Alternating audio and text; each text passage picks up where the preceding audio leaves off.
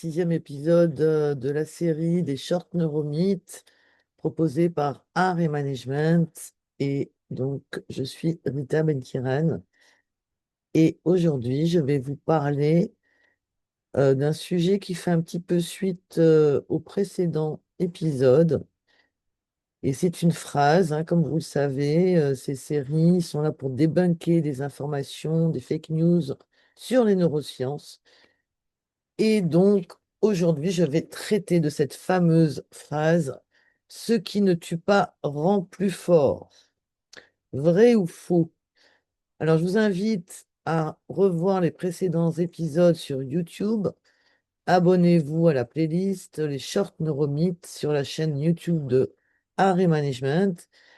Mettez des commentaires, des petits pouces, ça permettra d'avoir plus de visibilité et donc de partager au plus grand nombre. Alors, pour démarrer ce short, effectivement, c'est une idée à nuancer puisqu'on va parler de stress, comme ce dont j'ai parlé la semaine dernière. On va parler de blessures émotionnelles et de résilience et pourquoi certaines épreuves renforcent et d'autres fragilisent, sachant qu'on est donc sur un short de 7 minutes. Et je vous invite, si vous voulez en savoir plus, à découvrir nos activités, notamment le parcours Clémotion qui développe tout ce qui se passe dans le cerveau. Et nous allons beaucoup parler des émotions, mais aussi des blessures émotionnelles et de leur impact sur notre cerveau. Donc les 5 émotions, les 5 blessures émotionnelles connues et puis développées par Lise Bourbeau sont le rejet, l'abandon, l'injustice, la trahison, l'humiliation. Il y en a d'autres, vous en trouverez d'autres dans les littératures. Et en fait, ce qui se passe, c'est que ces 5 blessures-là, ben, on les a plus ou moins de façon importante, chacun. Et lors du parcours Clémotion, je propose un test pour savoir quelles sont, quelles sont les blessures qui vous ont le plus touché et qui ont marqué votre cerveau. Et en fait, la survie et la résilience sont deux circuits différents. Et nous avons bien parlé de cette différence la dernière fois. En fait, ce qu'il faut bien comprendre, c'est qu'une blessure émotionnelle, psychologique, c'est vraiment comme une blessure physique. C'est-à-dire que vous soignez la blessure avec les moyens que vous avez au moment où vous avez ressenti cette, euh, cette situation. Donc, vous avez développé des mécanismes de défense, mais il reste une cicatrice. Et des fois, bah, la cicatrice, on la voit plus. Ça passe. Et puis d'autres fois, cette cicatrice, elle peut rester sensible. Et donc, imaginez qu'une situation vous touche, et ben, ça peut faire mal à cette cicatrice, et la personne en face ne le comprend pas toujours, et vous-même, vous ne comprenez pas, puisque c'est vraiment enfoui dans votre mémoire profonde. Et c'est là où c'est intéressant de comprendre ce qui vous touche, quelle est la part qui a été réactivée en vous. Et c'est là où on commence un vrai travail de reprogrammation du système.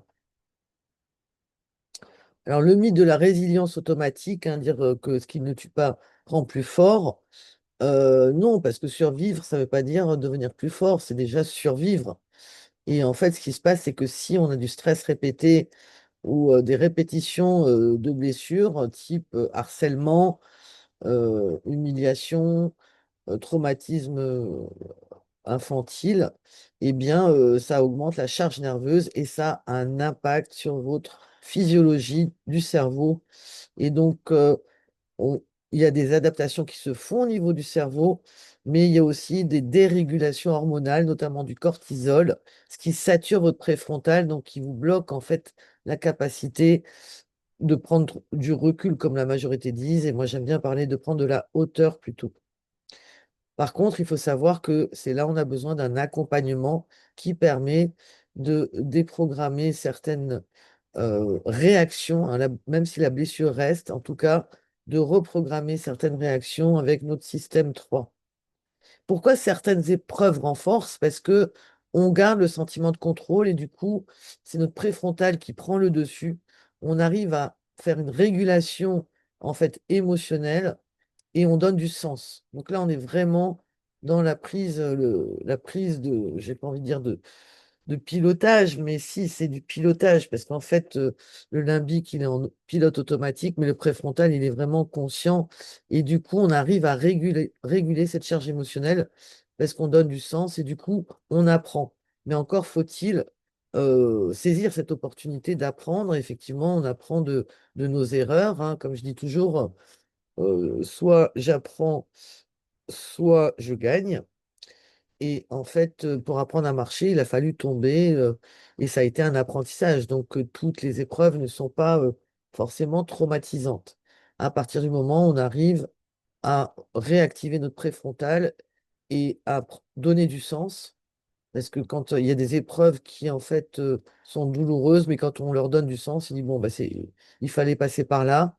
Voilà ce que j'ai appris sur mes besoins, voilà ce que j'ai appris sur la situation. À partir de là, on arrive à vraiment se renforcer par l'épreuve. Par contre, d'autres fragilisent, notamment quand elles sont répétées, qu'on se sent impuissant, donc le cerveau a une perte de contrôle. Et vous savez, comme le cerveau n'aime pas perdre le contrôle, il n'aime pas l'incertitude.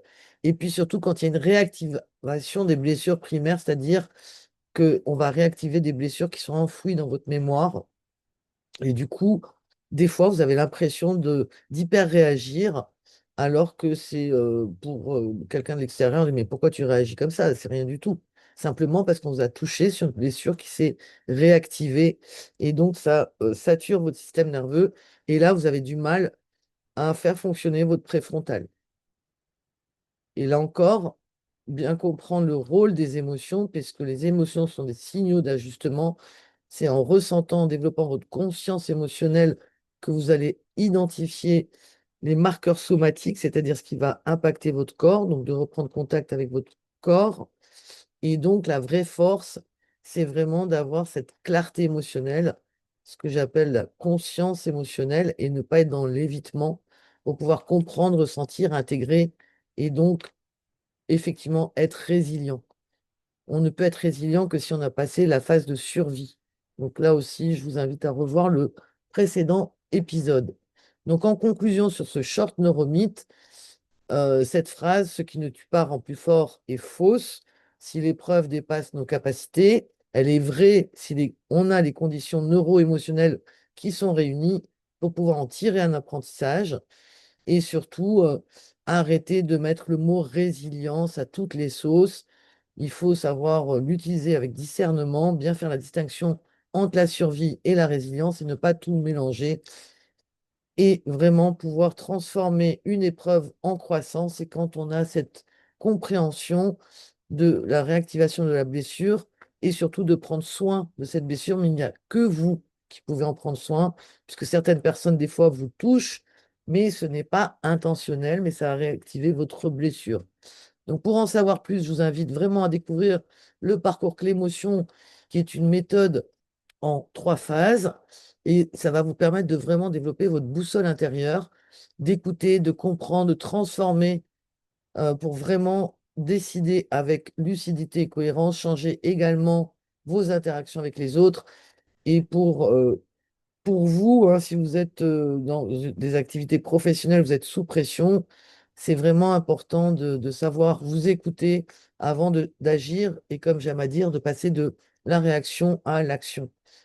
Et c'est vraiment important de reprendre la puissance que vous avez en vous, qui est votre puissance humaine dans ce monde qui s'accélère, qui est complexe, et savoir rester vraiment vivant au milieu de cette hyper transformation, digitalisation de notre monde actuel.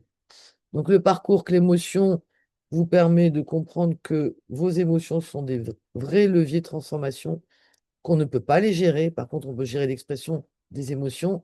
Et donc, c'est ce que je vous invite euh, à découvrir ce jeudi à 19h30. Je vous développerai le parcours que l'émotion, mais aussi 3 secrets importants par rapport aux émotions pour que vous compreniez et que vous intégriez pour vous l'importance d'écouter vos émotions.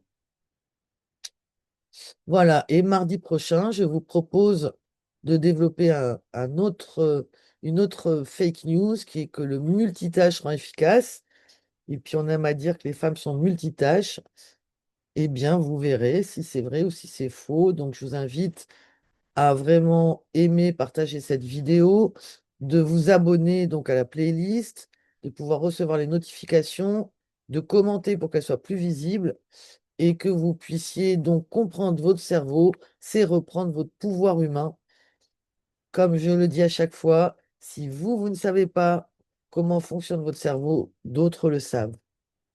Voilà, mais écoutez, pour ceux qui sont en live, je vais donc maintenant arrêter le partage et l'enregistrement pour pouvoir répondre à toutes les questions que vous posez en live. Donc, si vous avez des questions à me poser, bien sûr, vous pouvez les mettre dans les commentaires. Mais je vous invite vraiment à assister tous les mardis à 18h30 et à vous inscrire. C'est gratuit et vous aurez donc toutes les notifications.